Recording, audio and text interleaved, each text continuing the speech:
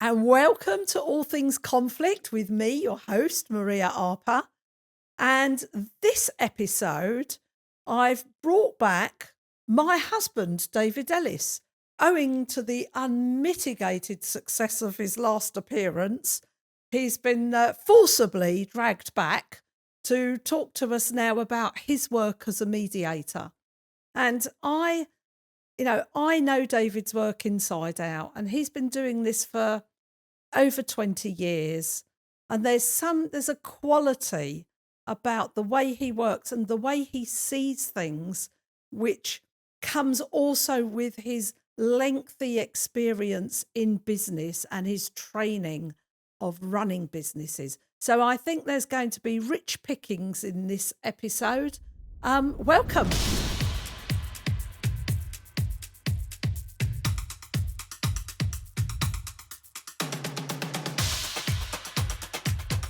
David, you came back. We did an episode a few weeks back, and you talked about, your history, running a family business, 3 generations, being the managing director, and some of the struggles, and then transitioning into being a mediator. And I think this time, we're still talking about leadership and directors and workplaces and business in general. But you came back, my love. Yes, I know. I was pleased to be invited. Oh, well, that's true, yes.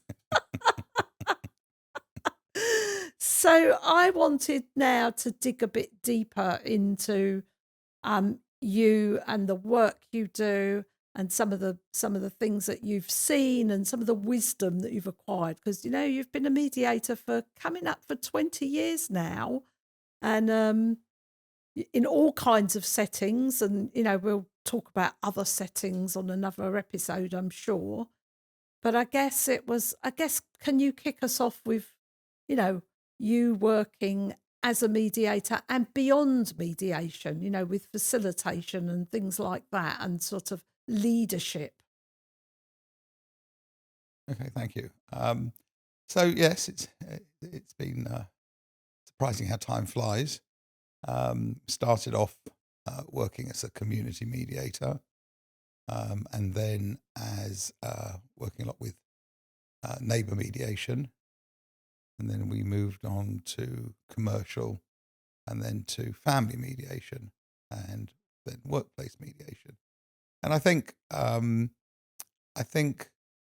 working in all disciplines has helped me kind of broaden the horizon and realize that probably all those elements appear whenever we're working with people. So there's lots of different layers, lots of different factors. But of course, today we're talking about workplace. The thing that I feel is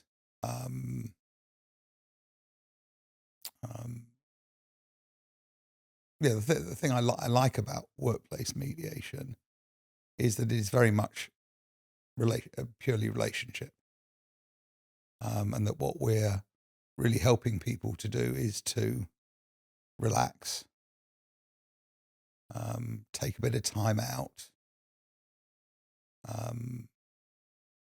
help them put things into context and to refocus and reconsider and to review. And I think that's one of the main parts about the landscape for workplace is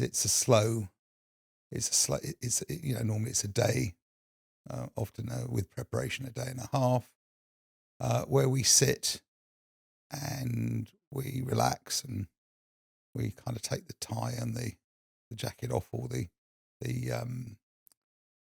rankle whatever off, and or the position, and we sit and just talk things through and figure out what happened, how things went wrong, how people were affected, and to really sit in the human understanding rather than just the transactional understanding. And for me, that's very important in the way we work. The real thing for me that people come the reason people come to mediation, it isn't because they don't know how to resolve their differences or they can't figure something out. It's just something has distressed, upset, derailed, affected them in some way, that there's a kind of blockage somewhere, something stopping them doing the very thing that they normally can do. So that's why I think it's very important to take time, slow down, help people reflect on the background, how they got there, what was going on, to understand the safety of the room, to reflect and to examine, and also test limits, test boundaries, and then how those reflections are mirrored or otherwise with another human being, to see where they both are in those reflections. And I think the real difference is what we're looking for is not really who did what to who, or even so much the injury, loss or harm, but how people are affected. Because people normally, by the time they've been allowed or it's been recommended to come to mediation, they've sat with a lot of discomfort for a long time. And, we spend a lot of time at work. Whether I just talk about the cost of living, money is important today. Things are uncertain. So people need to know where they are and how they are and what their expectations are. So there's a lot at stake. And I do feel there aren't many areas or places available that you can specifically just unwind, relax, talk things through, reflect, reconsider, without anything being registered, listed, held against you, you said. And you can do that with a colleague. And you can stay within the employment contract, which is, there is a world of work here. There's also the relationship and how we see, how we feel about who we are, how we are in the company. What about the company? Often the 2 people, 3 people sitting in the room or the group are a part of something, often where they just might be representative of something going on. So there are many, many layers. And of course, then there's the prospect of having lived in a very uncomfortable place, not knowing, what we don't know, we make up, fears and concerns, to be able to really talk through, well, how do we want to go back to work? What are we going to tell our colleagues? And actually, what's going to be different this time? What do we learn from this? So there's something for me quite wonderful about workplace, because we get that opportunity to take a day and take a walk through things in a way there isn't much time or place. Everything has become so polarized. Oh, you need a counselor, or you need a trainer, or you need this. Well, actually, sometimes we just need to sit and talk. Mm. There was so much richness. I'm kind of, there are 10 different things and avenues I could sort of draw on from what I've heard you say.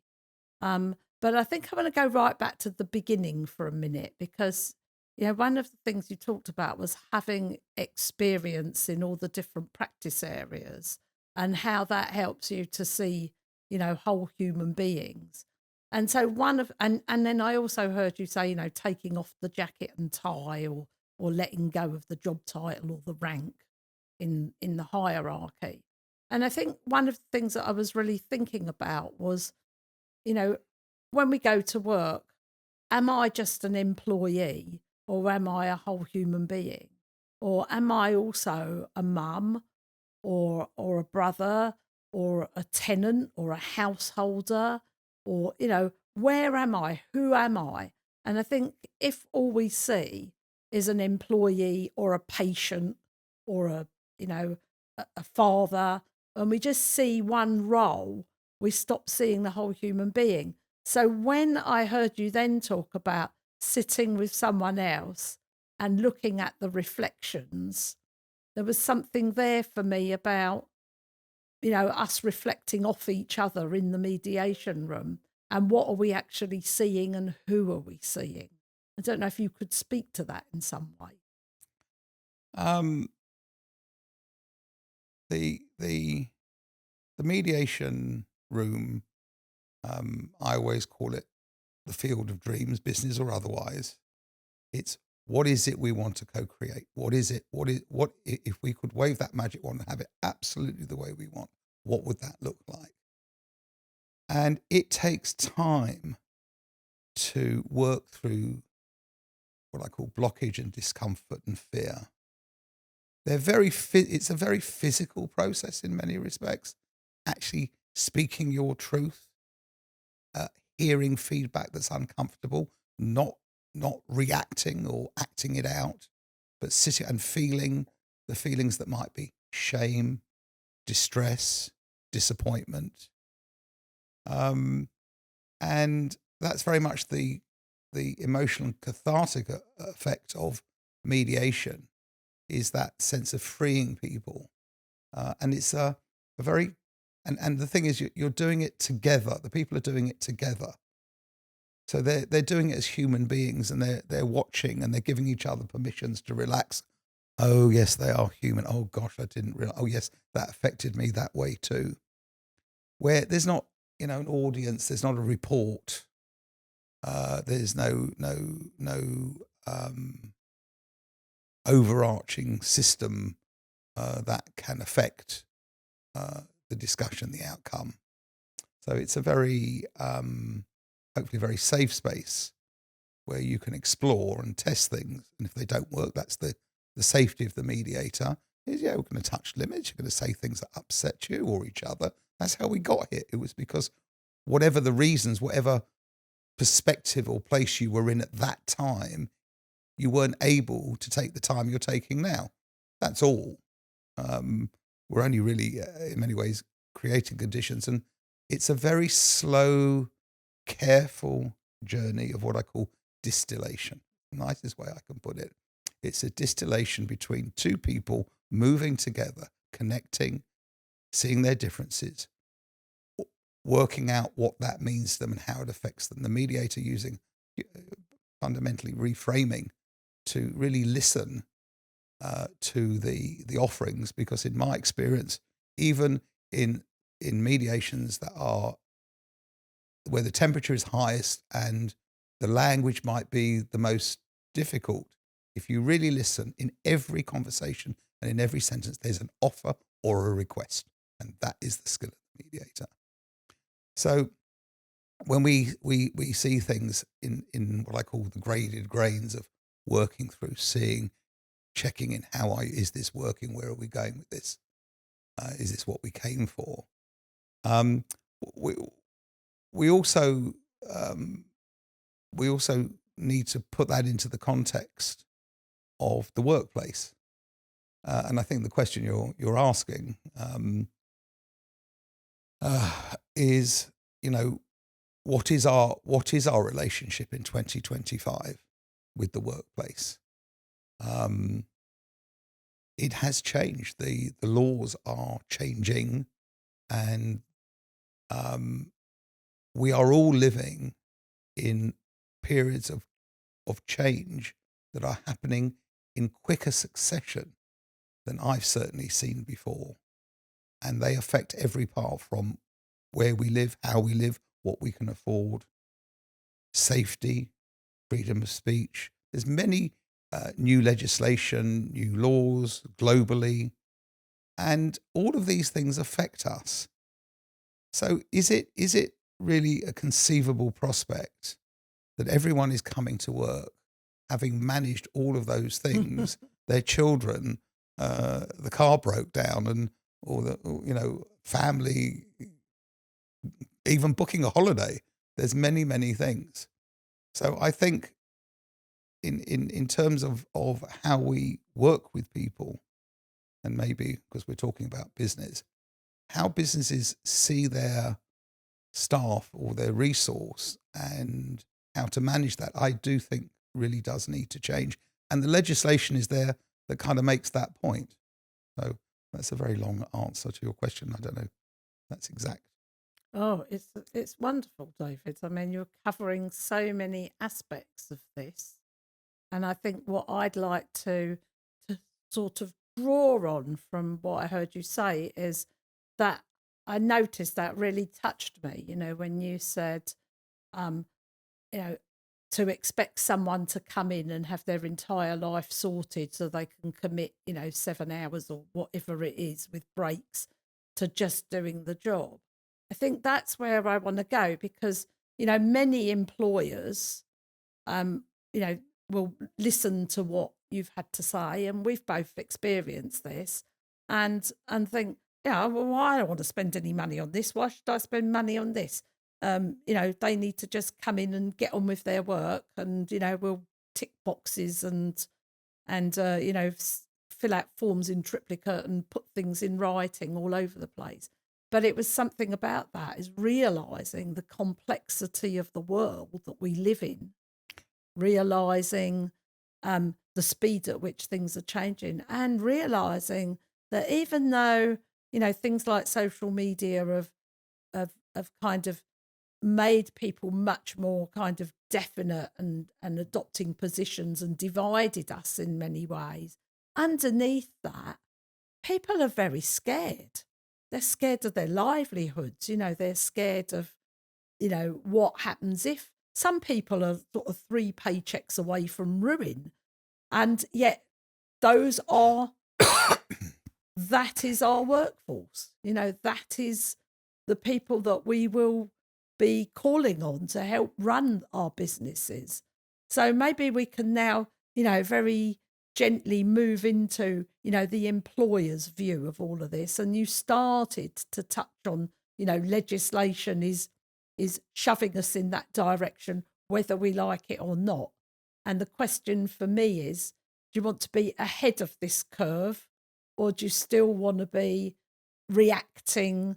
Because what's actually happening, if I understand it, is employment law is saying you can't just wait for things to happen, for shit and fan to make contact and then do something about it. You now have a responsibility to provide an environment in which people can come to work safely.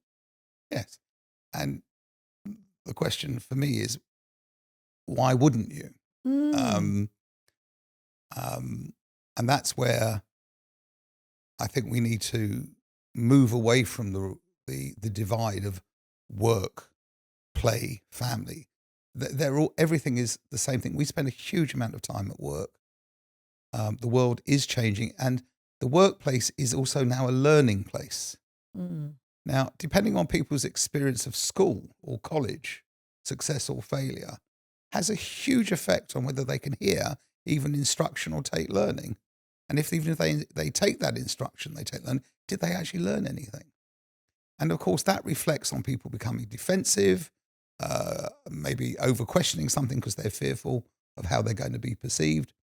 So it seems to me that most people do go to work because they need to earn a living. They want to actually contribute. They actually do want to be seen. They do want to be heard. They do want some acknowledgement for who they are and what they do and how they contribute. Now, if you work in that place, well, how are you? How's the job going? What's working for you in the job? What isn't? What's going on at home? What can you contribute today or this week? You'll have a very different conversation to people just saying, well, I'm signing off sick because I can't work. And it will allow you to manage in a very different style of understanding the people, where they are in their lives. And there are sometimes businesses do have a daily flex and a weekly flex or a cyclical flex.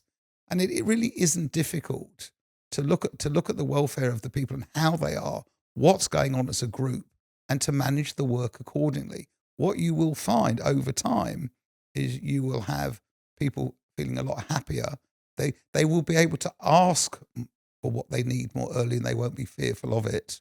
And what you'll find, the incidents, the errors, the omissions, the accidents, I'm sorry, the byword of the 2024-25 will occur less, because when people feel that they're seen and understood, and that the work works with them, and they're not there to be fitted like a machine into a tram line, you have a very, very different relationship, and you'll have a very different response. Because when people feel acknowledged, when they feel that they've been given some acceptance, acknowledgement, understanding, they're not fearful. And actually, they then go to the workplace where they can actually hear better, understand better, and work together better.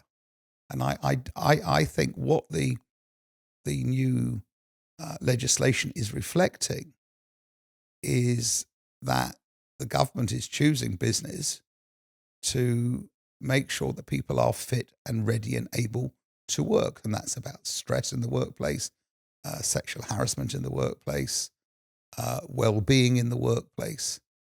And I think these are important items and areas that should be considered in advance of the work or before we go to work. How are we? How are we going to do?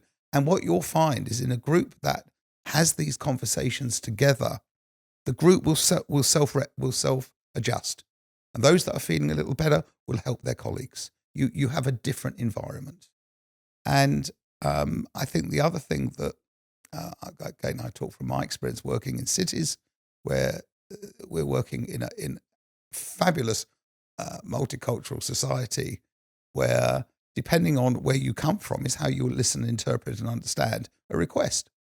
And there is a richness of taking time to what was the question? How did we understand it? And I think unless you're really getting to know the people you're working with a little bit better, you're going to miss the richness of what can be brought into the business from all over the world. And for me, I have seen, looking at some other cultures, I have relaxed a lot more. I've eased up a lot more.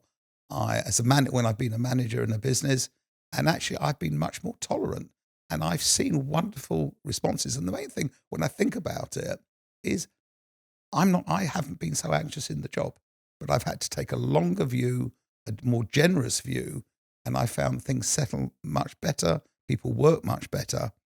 And, in a world also where we have the possibility for so much diversity, and therefore I'm afraid the shadow of diversity is discrimination, there is a duty for the employer to demonstrate clearly, both to not only to the people they work with, but within the organization, that they're taking the time and trouble to make sure that there isn't discrimination. And that simply is a conversation that says, how are you? How are things going? Is everything okay? Has anything changed? And if you just follow those simple guidelines, the employer has made a huge contribution to their own safety, if and when there are tests or changes within the business that might raise all kinds of issues. And if they do occur, if someone does feel it, you've heard it early enough, and you've heard it in a way, oh yeah, well, if you're asking me what changed, this is what I felt what happened, rather than a grievance or a claim of some kind. It's a different type of relationship. And for me, the difference is taking our approach, frankly, to looking at the relationship, looking at how people are, then putting that in context and helping them manage the other side of this, which is, yes, well, you also did come to work, and you do have a contract, and that does require some level of performance. So how do we meet each other here? How do we understand each other? I don't want to push you where you start pushing me, and I need to get the job done. You want to be seen as a professional, and you want to feel valued. So how do we kind of manage that? And if there are differences in the group, how do we, in very early, when tensions or questions are asked, how do we quietly bring that conversation in without raising it as some alarm topic that's got to be done and everyone's got to go on some emergency training and sign up now? It's much more of a flow than a structure. Thank you. Yeah, again, David, it's just so rich, what you're bringing. And, what you're really talking about is you're going beyond waiting for an incident and then having a HR person ring around 3 mediators and get the best price. We're talking about going beyond that. We're saying, actually, a lot of what ends up in a grievance or mediation or a dispute or however, or the ET or, whatever, a lot of that could have been designed out by taking a different earlier approach. And the way I would describe that is finding that frequency, creating a different energy, creating something that everyone can join in with. Because very often when things, come up and they erupt and they show up, they've been going on for ages, but management or leadership or the owners of the business just didn't see it. And what I understand from you is if we take an early approach, an early sensitivity to the human beings that are giving their time in return for salary or for meeting needs, for safety and security and purpose and meaning, and contribution, is that you'll learn these things about your business much earlier. Because actually, this is one of the things I talk about a lot. Incidents where people get into a dispute or raise, these are all incidents. And for me, they're very late alarm systems that something in your system isn't working. Well, it can be something in your system isn't working, or something with an individual or group isn't working. Yes. And I think the most important thing about this whole topic is that it needs to be transparent. If you explain to people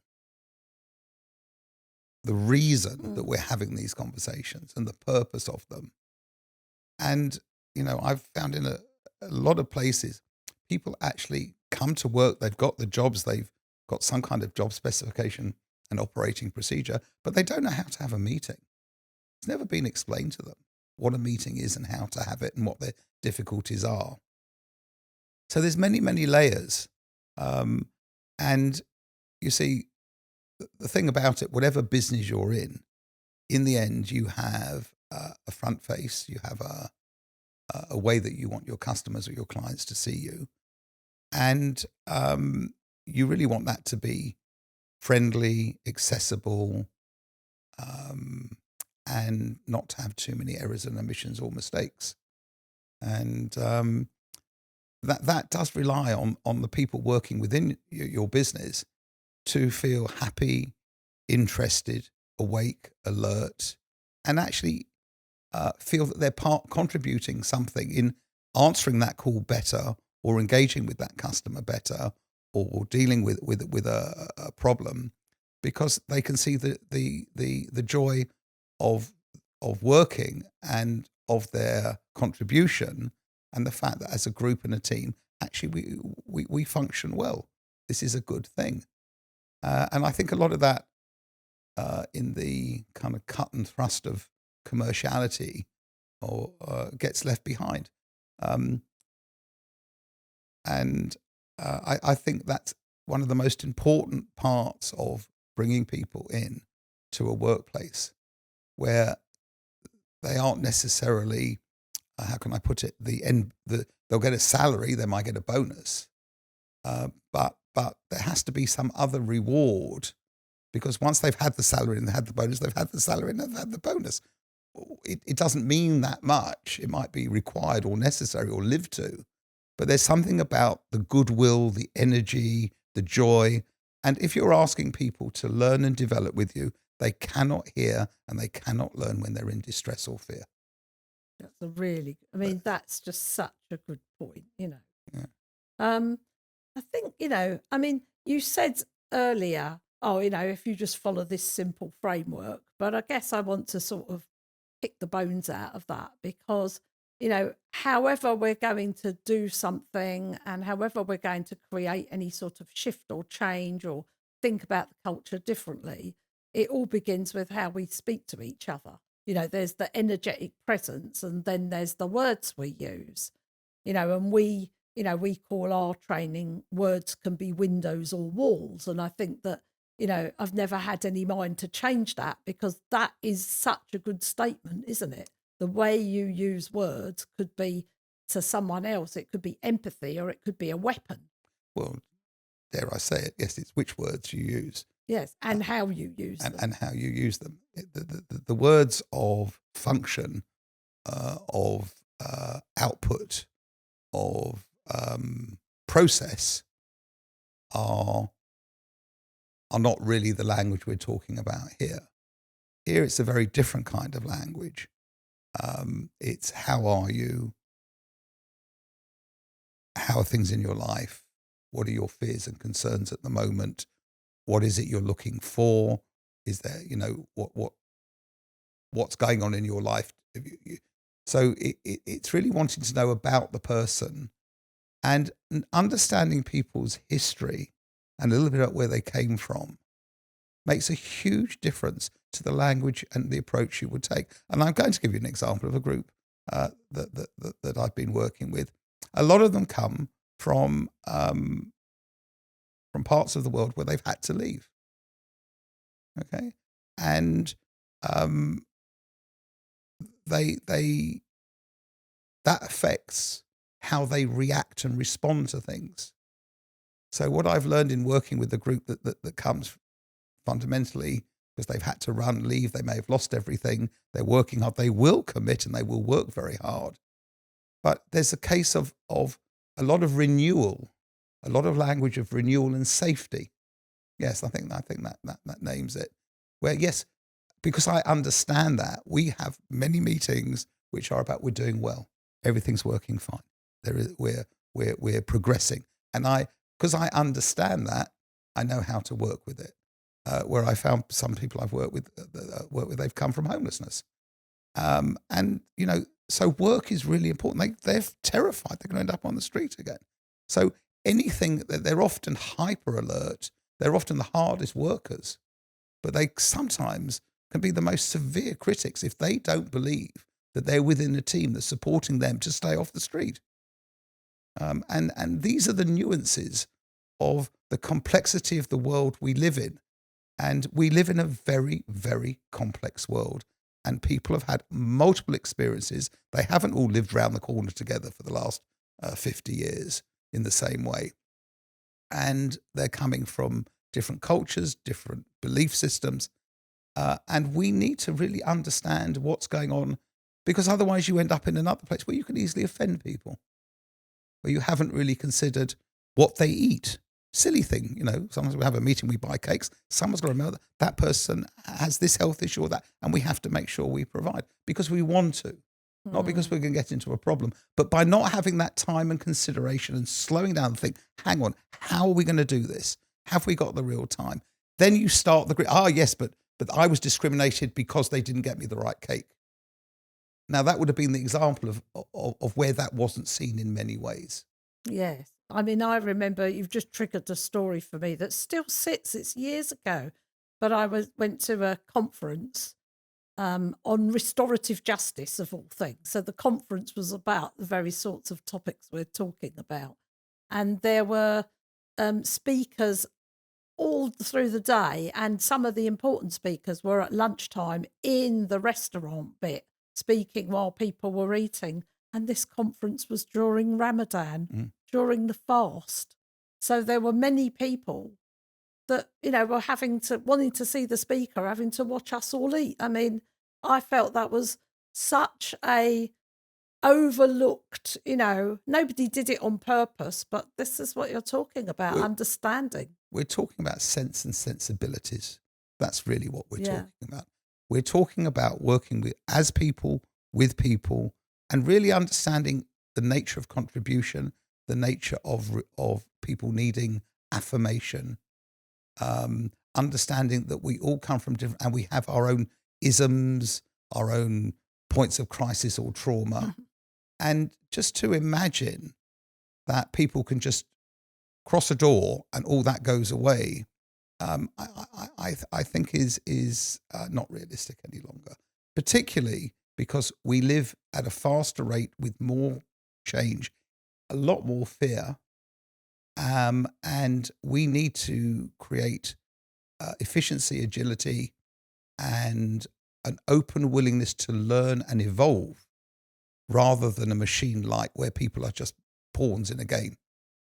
When people feel seen, acknowledged, heard and understood as a group, they can have more compassion for themselves, more compassion and empathy for others, and a greater understanding in the day. And what the employer has to understand, that is a fixed and moving. They have no obligation to give you any part of that part of their heart, their soul, or their mind, but you want it. That's brilliant. Yeah, you don't want to. You want it, and you want them to use all of that creativity to make your business work better. Well, they will, they can, they want to, and they will, if you create the conditions where you add empathy, kindness, and care as a standard way of being before we go to work. And when you see the real beauty and generosity that humans have, and you tap into that and not performance, the performance will take care of itself. But the most important thing in this time, you have created a different environment, a different temperature, a different atmosphere. So when you need to change things, no one knew COVID was coming. I don't know what the next wave is going to be, but we need to be safe as a group, not, oh gosh, something changed. Who's going to lose their job? Let's work to the contract. I better go find another job. That's highly disruptive. So, David, we could probably have kept this going for a long time, but we're coming to the end of the time we have together. And I think if I've drawn one thing for employers to think about, one thing for business leaders, for business owners, directors to think about in the wisdom that you've shared, is I'm trying to find the words for this, but maybe you can help me, and then, we'll draw this to a close. But it's something like, don't let employment law drag you kicking and screaming resentfully into having to do something, when actually this, as an attitude, as a state of being, as a way of looking at the people and the workforce and life in general, is a free gift. Empowerment, empowerment and contribution come out of very open, generous, and human approach. However, it is also an incredibly robust and simple process, because it simply allows for the conversation and then asks the other question. Now we understand all of this, and we understand that we took a contract, and that contract had certain provisos and certain allowances. How are we going to reflect this knowledge to meet our contract and ensure that we're meeting our obligation to our customers, our employer, and actually to our future? So for me, the drive of this is often seen as something that might be resource heavy, move people away from focus on the work, but actually it actually does the exact opposite. It helps people regularly reflect on how they are, what's going on, how they are as a group, what's important, and how they're going to meet those commitments. But it does it in a way where we've considered that before, not as an outcome of error, omission, judgment, threat, blame, or something go wrong. And they're completely different. And I think what employment law is actually doing here is saying, employers, get your house in order here. Actually, look after the people, and realize that these are the times we live in. And the way in which the employer looks after themselves here is simply to ensure the welfare of their employees. And the interesting thing for me is the business owner is also an employee. So they're part of it. It's us, all of us together with a common aim, and actually just demonstrating regularly. And that's the key to this. It must be a regular thing, a regular process. And in the end, everyone gains. Thank you. That's really wonderful. More than I hoped for, and conversation, and I'm sure we're going to do this again and again. Thank you. Thank you for coming and sharing that wisdom with everybody. I've got nothing to add to that. Thank you. Yeah, thank you.